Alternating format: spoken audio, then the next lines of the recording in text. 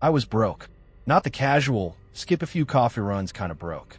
I mean the kind where you count coins and couch cushions and ration peanut butter for dinner. Living off ramen and coffee grounds broke. Grad school had drained everything. My money, my time, my sanity. I was one flat tire away from sleeping in my car, if I still had a car. It was desperate. That's probably why the ad didn't even register as odd at first. I saw it tacked onto the side of a sketchy job board I never would have looked at 6 months ago. Biotech Solutions, seeking healthy volunteers for a high compensation study on sunlight sensitivity. No prior conditions. No medical history needed. No test to study for. Just stay indoors, take a few pills, and show up for check-ins. It sounded like a dream. The kind of too good to be true nonsense you laugh about with friends. Only I didn't have friends anymore. Not ones I could ask for help. And I definitely wasn't laughing. The ad said the compensation was upwards of $15,000 for 3 weeks of participation. That was more than my part-time teaching stipend had paid all semester. So I clicked the link. The sign-up process was unnervingly simple. A digital form, some waivers, a brief phone interview. They didn't even ask for a resume. Just if I was healthy, available, and willing to follow rules. A week later, I was there. The biotech campus sat on the edge of town. Too far to be convenient, too close to be ignored. A tall glass building that reflected the sky like it had something to hide. Inside, it smelled like disinfectant and something metallic, faintly sweet. Everyone wore sunglasses, even at the front desk. The receptionist barely looked at me. A man in a white coat handed me a packet labeled Control Group C5. They told me I wouldn't be exposed to sunlight directly. No UV treatments or weird lamps. No invasi procedures. Just a simple daily supplement, blood draws every 3 days, and a room of my own in their comfort dormitory, which looked more like a low-security lab. It didn't matter. I wasn't picky anymore. The first couple days felt like a vacation. I caught up on sleep, ate catered meals. The room had blackout curtains, and they encouraged us to stay inside as much as possible. They even gave me a new phone that only accessed their approved apps and internal messaging system. They said it was for focus and safety. By day 4, things started to feel off. It began subtly. A tingling on my arms every time I brushed near the window. Not pain, more like the sensation you get before a sunburn forms. I chalked it up to nerves, or maybe I'd become overly sensitive for being indoors too long. But then there were the migraines. They didn't build slowly like normal ones. They hit in waves, sharp and blinding, triggered by sudden changes in light, even the soft glow from my tablet screen. Biotech had preloaded a blue tone screen filter, supposedly to reduce strain. I thought that was thoughtful. In hindsight, maybe it was necessary. The pills helped, but only marginally. They were a pale, chalky green with no markings. I was told they were vitamin supplements. They tasted metallic. I took them anyway. I was too tired to question things. Sleep didn't come easy. When it did, it came wrong. My dreams were vivid, not the kind that fade with morning. They stuck to me like tar. I'd wake up sweating, my heart racing, with phantom scent in my nose, iron smoke, and something animal. In the dreams, there were shapes in the dark. Slippery, twitching shapes. I couldn't see them clearly, only feel them. Writhing things under my skin, between muscle and bone. As if I wasn't alone in my own body. One night, I woke to the sensation of movement. I could swear something had just burrowed beneath my ribs. I sat up, gasping, fingernails digging into my stomach like I could rip it out. Nothing was there. I started scratching. Lightly at first, then harder. I didn't even realize I was doing it until I noticed the blood under my nails. Biotech didn't seem concerned. At each check-in, they drew blood, asked about symptoms, adjusted my vitamin dosage. They smiled a lot. Too much. Their questions were always the same. Any discomfort?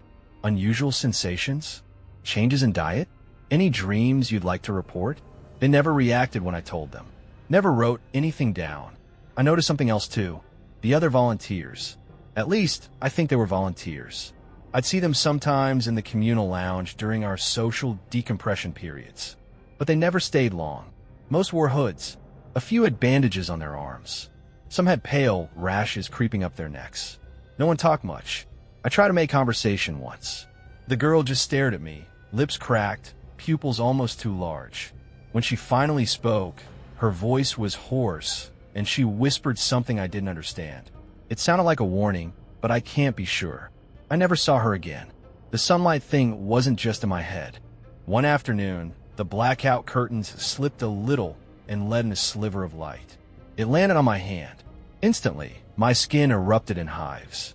Blistered, fast and angry, like boiling water had touched me. I screamed.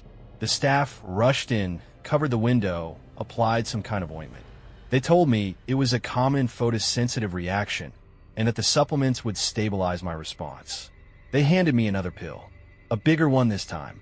No explicación. I should have walked out. I should have asked questions, demanded answers, called someone. But I didn't, because by that point I needed the money. And part of me, some stubborn, curious, reckless part, wanted to know where this was going. I thought I was just a student in a study. I didn't realize I'd already become the experiment. They said the side effects were normal. Adjustments, they called them. That word came up a lot in the orientation packet. Adjustment to diet. Adjustment to light sensitivity. Adjustment to internal cycles. Like I was a machine, they were fine-tuning, not a person slowly unraveling. At first, the changes were manageable, dull aches, temperature sensitivity, the kind of symptoms you could rationalize away. But a few days after the window incident, something shifted in me. Subtle at first, a pull I couldn't quite place. A scent that lingered even after meals. Metallic, warm, unmistakable. I started craving meat, specifically raw meat. It began innocently enough. The dining hall served steak one night, medium rare. I usually preferred chicken, something lighter, easier on my stomach. But that night, the steak smelled different. Richer, deeper. I ate it so fast I nearly choked. Didn't care. Barely chewed. The bloodier parts were the best. I licked the juice from the plate like I hadn't eaten in days. From that moment on, it was all I could think about. Not food in general, just flesh, marbled and red, soft and uncooked. When I was allowed off-site for a wellness reset, a short afternoon to reconnect with outside stimuli, according to the brochure, I didn't go to a park or meet up with friends. I went to Butcher. I remember standing there in front of the glass case, staring, my mouth watering in a way that felt more primal than hunger. The smell of raw fat and blood almost made my knees buckle. The butcher asked me something, I think about cuts or portion size, but I didn't respond. I just pointed at a thick slab of beef, nearly blue with how rare it was, and walked out with it in a brown paper wrap that stained dark before I reached the curb. I didn't even wait to get back. I tore into it in the alley behind the building. No seasoning, no utensils, no chum. The taste was electric. It didn't feel like I was eating. It felt like I was being filled, like something deep inside me had been starving and had finally been fed. After that, it got worse. I began stockpiling meat, anything red and raw and unprocessed. My mini fridge overflowed with plastic-wrapped organs, thick cuts, marrow bones. I barely cooked anymore. I'd sit on the edge of my bed with a piece of flank steak pressed between my fingers, gnawing and tearing while cold juice ran down my chin. It wasn't even appetizing in the traditional sense. It was more like relief, like pressure finally being released. The other volunteers didn't talk much, but I could feel their eyes on me. Some looked scared, others envious. I wasn't the only one changing. Sleep became a stranger. When it came, it brought darker dreams. No more vague shadows. Now there were open mouths, rows of teeth, and the sound of chewing. Not mine, not exactly, but close enough. And beneath it all, that steady pulse. Not a heartbeat, a rhythm, like something humming in my bones. Then the blackout started. They weren't dramatic. I didn't collapse or convulse. It was more like slipping between scenes. One moment I'd be lying in bed, the next I'd be in the corner of the room, crouched low, heart racing, a coppery taste thick on my tongue. My fingers would be sticky, my mouth would hurt. Once I woke up with my knuckles swollen, my fingernails chipped. I found deep gouges in the wall near my bed, parallel grooves like claws. I told myself I must have scratched it during a nightmare. Told myself a lot of things I didn't believe anymore. I started hiding the evidence, washing blood out of my sheets, wiping my hands with disinfectant before check-ins. stashing empty meat trays behind the radiator. The staff never asked about the dark circles under my eyes or the new marks on my arms. If anything, they seemed pleased. My pill dosage increased again. And then, the bathtub. It was the only time I genuinely panicked. I came to in cold water. My skin was clammy, hair damp, and the overhead light buzzed like it was shorting out. I was still wearing my hospital-issue sleep clothes, but they were soaked through. My teeth ached. My stomach gurgled like I'd overeaten, but I couldn't remember eating anything. In my lap, resting in my hands like a newborn, was a wet, glistening hunk of liver. Not packaged, not wrapped, fresh. It took me a second to even identify it. Liver had always revolted me. Something about the texture. But here I was, hands cradling it, jaw-tight, blood on my chin. I threw up immediately. Not from disgust, from confusion, from a knowledge that I didn't know how I'd gotten it, or why there was a dark smear of it on the bathtub wall, like I'd dragged it there from somewhere else. The drain was pink with runoff. There were teeth marks in the meat. My teeth. That was the last time I slept through the night. I started pacing instead. Restless energy churned through me like static, like I was being charged by something I couldn't see. My skin itched constantly. My sense of smell sharpened. I could pick out the faintest whiff of sweat or copper or decay. One evening, I caught my reflection in the dorm bathroom mirror. It looked dull, flat, like the image didn't belong to me anymore, like it was watching me instead of mimicking me. I tried to ignore it. I tried to tell myself it was sleep deprivation, stress, diet, but I knew the truth even then. This wasn't adjustment. This wasn't data collection. Something was happening to me, something deliberate, and I was starting to feel good about it. Too good.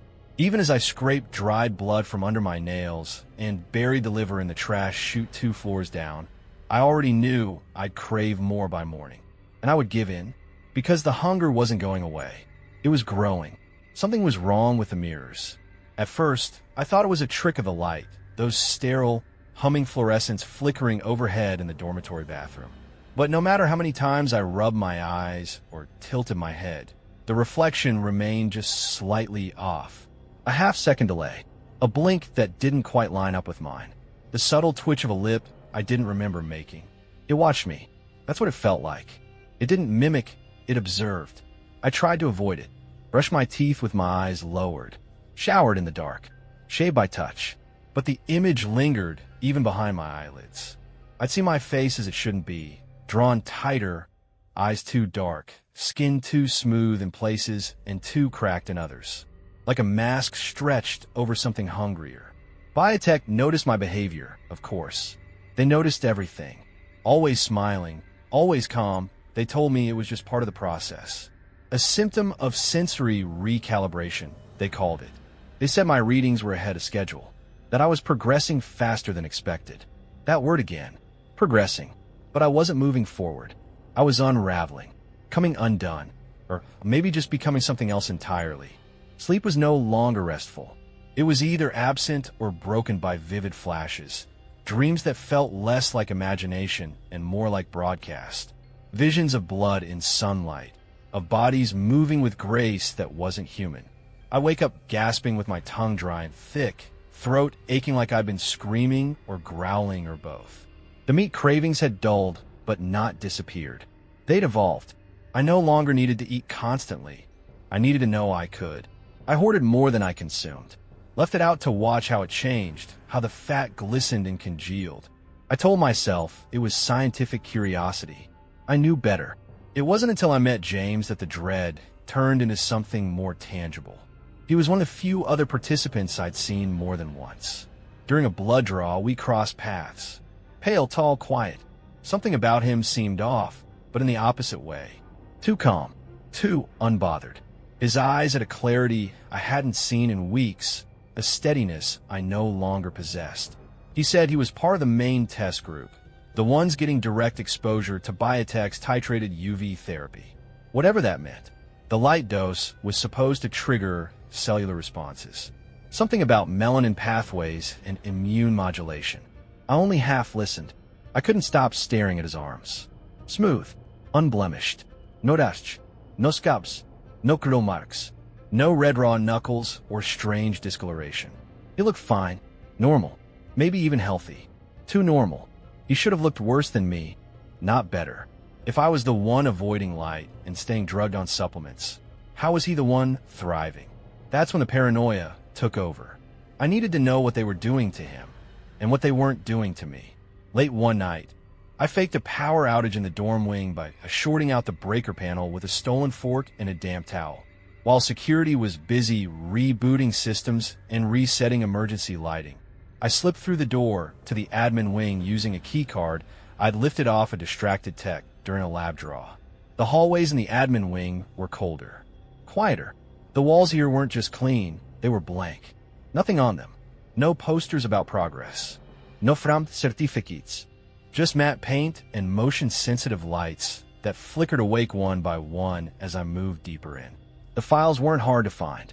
Just digital records tucked into a shared folder on a terminal left open. A few keystrokes and I was in. Patient logs, blood panels, hormonal reports. They didn't use names, just alphanumeric IDs. But James's was easy to spot. I recognized his check-in timestamp and the sharp upward spikes in his metabolic charts. I expected something dramatic. Strange blood counts, abnormal cell activity. I was prepared for that. What I wasn't prepared for was one word, quietly tucked into the corner of his file under group classification. Control. My stomach turned. I scrolled back up, looked again. It hadn't changed. He wasn't the subject. He was the control. And suddenly everything tilted sideways. All those pills I've been taking, all those reactions, the cravings, the blackouts, the paranoia. That wasn't data collected from placebo group. I wasn't the control. I was the goddamn experiment.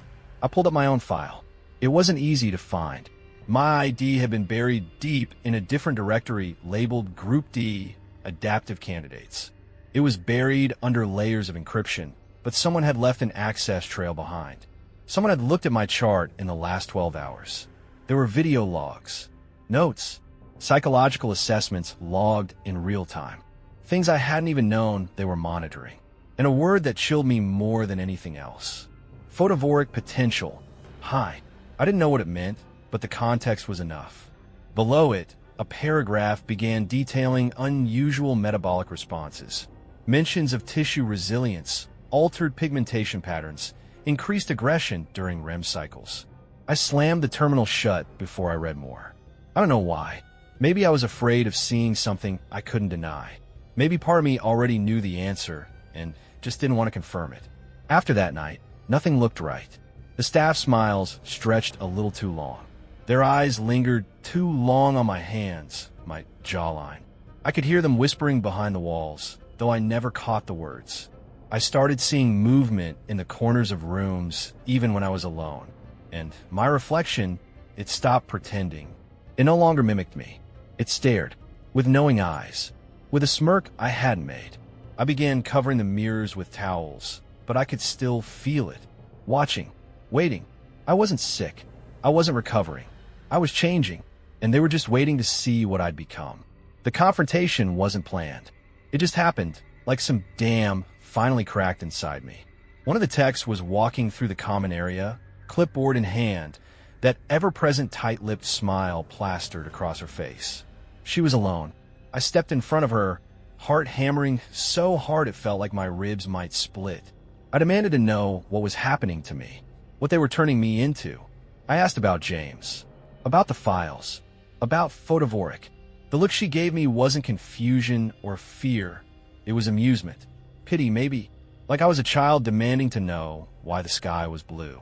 Her mouth moved slowly, deliberately, shaping an answer that only deepened the dread already coiling in my gut.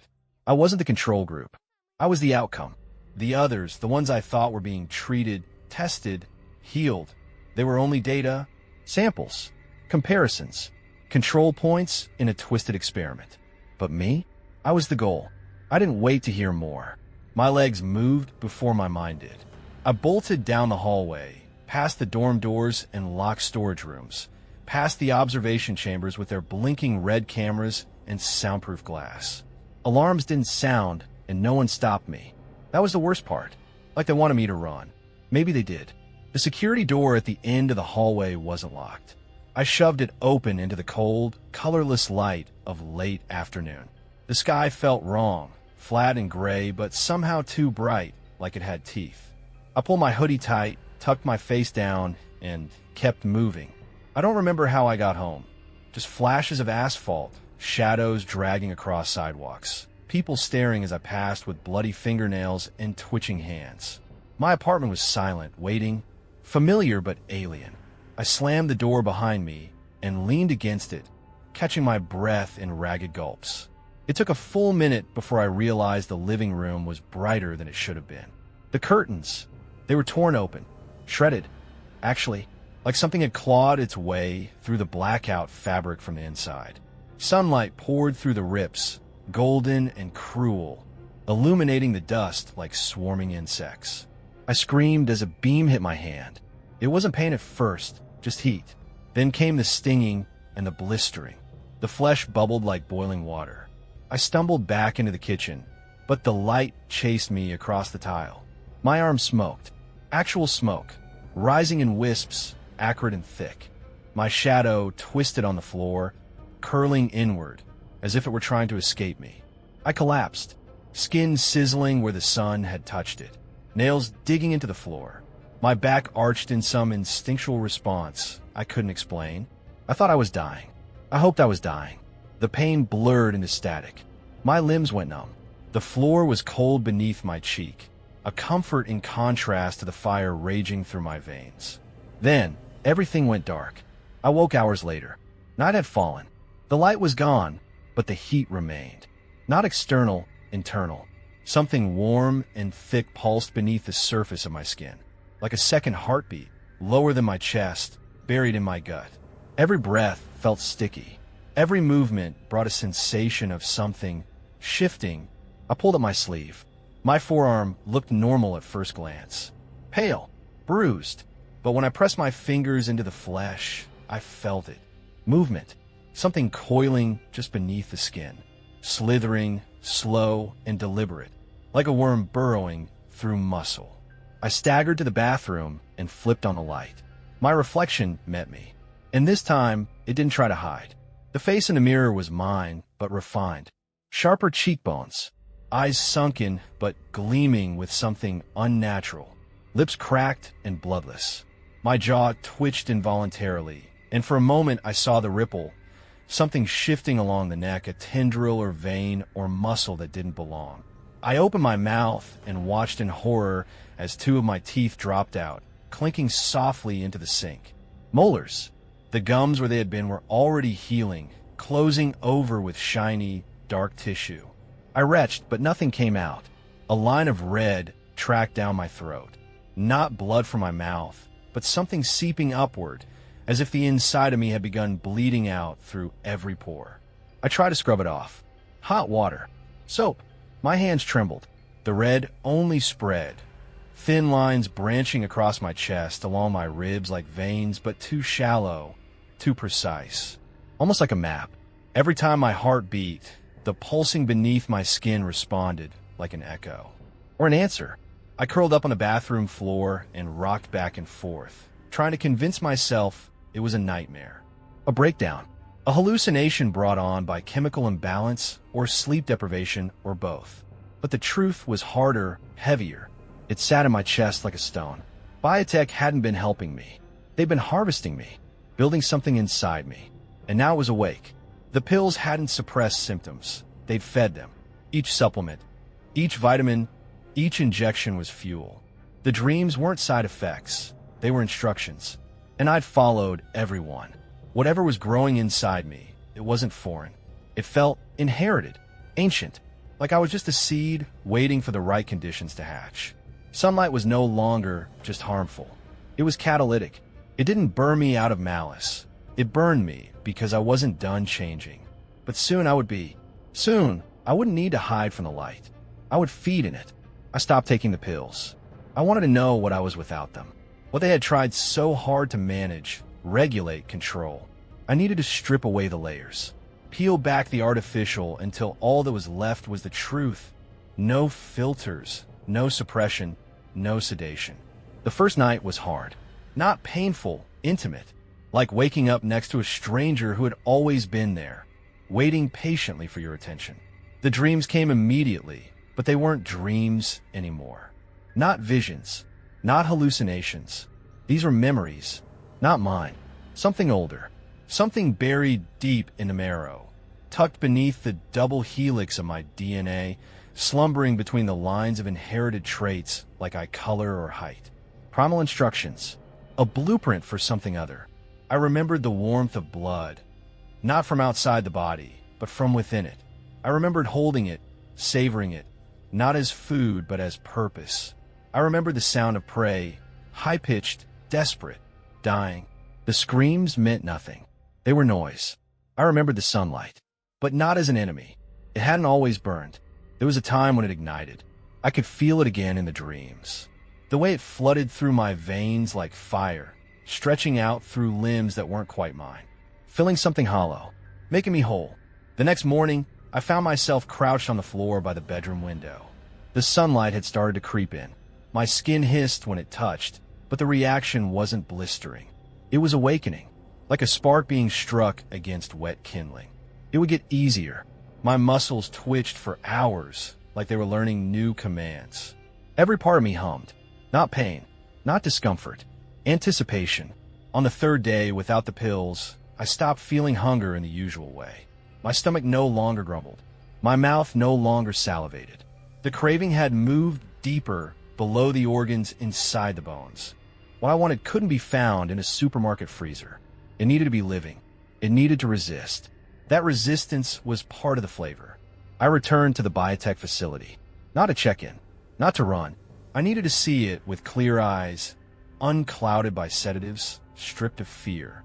The security was laughable, or maybe just absent. No one tried to stop me as I walked down the hall toward the restricted dormitories. My old key card still worked. The lights flickered as I passed, not for malfunction, but in recognition. The building knew me.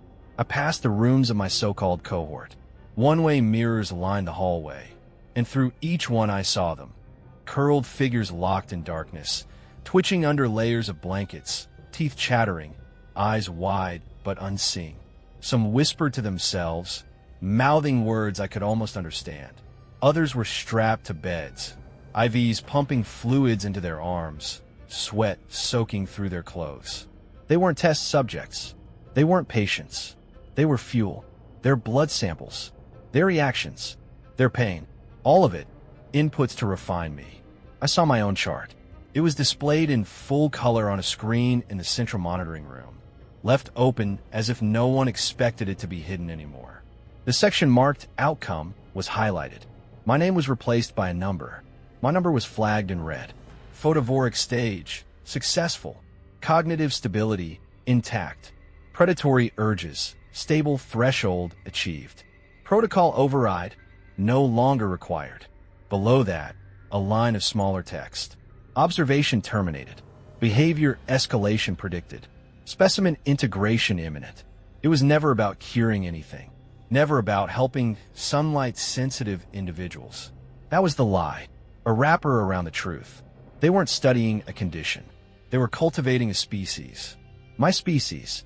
I stood in front of the mirror in the admin bathroom, not to fix my hair or assess my wounds, but to look into the eyes of what I had become. My pupils were gone, just wide, dark orbs that absorbed the light rather than reflected it.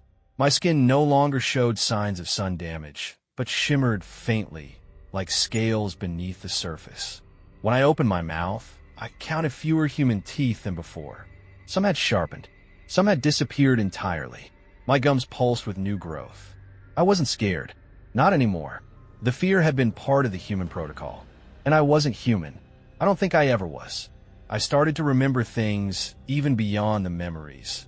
The way the sun once felt when the sky was younger, hungrier.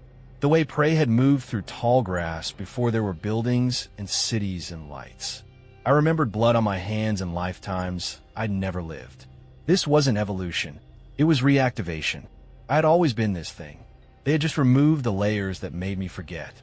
I stepped into the sunlight the next morning. No curtains. No shielding. My skin sizzled, cracked in places, but didn't blister. Not like before. The heat seeped into my pores like nectar. I inhaled deeply and felt something inside of me stretch, like a second skeleton unfolding beneath the first. And then I heard it, a sound distant but clear, a voice that wasn't a voice, vibrating in the air like song. It didn't speak in words. It spoke in blood, in bone. It welcomed me back. I'm not alone. There are others. I can feel them scattered across cities and small towns, in sterile labs and abandoned rooms. Some haven't awakened yet. Others have, quietly, carefully. They move through the world unnoticed, adjusting, adapting, feeding in shadows. But soon we won't need to hide. The sunlight is changing again, and we are ready for it. The control group is no longer in control. We are. The outcome has arrived.